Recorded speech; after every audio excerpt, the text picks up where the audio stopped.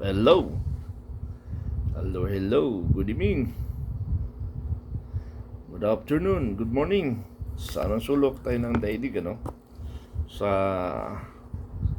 kamusta na ang Filipino Guerrilla Forces, Vanguard of Democracy, at lahat ng kanyang alliance ay magandang araw sa ating lahat, ano? So, kanina marami kaming meeting na pinag-usapan. Maraming meeting na inatinan, maraming pinag-usapan. Maaring daanin na lang natin sa legal. Ang problema nga lang, daanin natin sa legal. Hindi rin tayo nagtatagumpay sa legal kasi nga kanila ang korte. Pero pasasaan tayo, papunta rin tayo doon. Kasi nga mga kababayan, hindi handa ang taong bayan. Hindi pa sila ganong naapektuhan. Kaya maaari siguro hindi pa nakikilahok.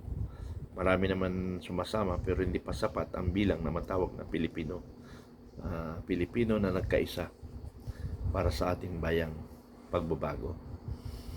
Ako, ayaw ko ng prosesong proseso na yung tamang proseso. Wala eh. Niloloko lang tayo. Dapat talaga mag-ribgob tayo, ano? Dapat mag-ribgob tayo, mga kaibigan. Yun ang kailangan yan para maayos ang bansa. Madali, abrupt ang pagbabago. Abrupt decision, abrupt changes, ano? Pero kaya natin yan. Basta magkaisa lang tayo. So, maaaring ang March 11 na hindi matuloy. Magkaroon tayo ng video rally sa Supreme Court na kung saan ay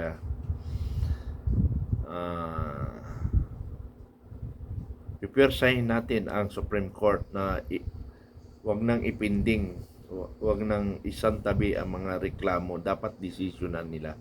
Pinapatagal nila habang pinapatagal nila ang decision, ang bansang Pilipino sa what I mean ay naghihirap.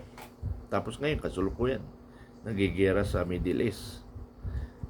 Paano kung totoo talaga na tuloy-tuloy na yan, World War III na? Pero sabi ng iba, bahala na magkagera, total nilalapastangan lang naman tayo ni Pangulong Bongbong Marcos. Ewan ko ba itong ating Pangulo. So, yun lang mga kaibigan. Maraming salamat. Nagpahatid lang ako sa inyo ng mga update. Ano nangyari. So, wala tayong March 11. Antay na lang tayo sa kapalaran dito sa impeachment. Pero meron kaming gagawin counter dyan sa impeachment. Inihintay lang namin kung ano ang magiging tamang panahon para pagpasok. Pero sabi ko nga, pahinga na tayo sa rally kasi nga pagod lang. Ayaw naman mag-cooperate yung ibang kababayan natin. Hintayin na lang talaga natin na mag-init ang taong bayan. Maraming salamat.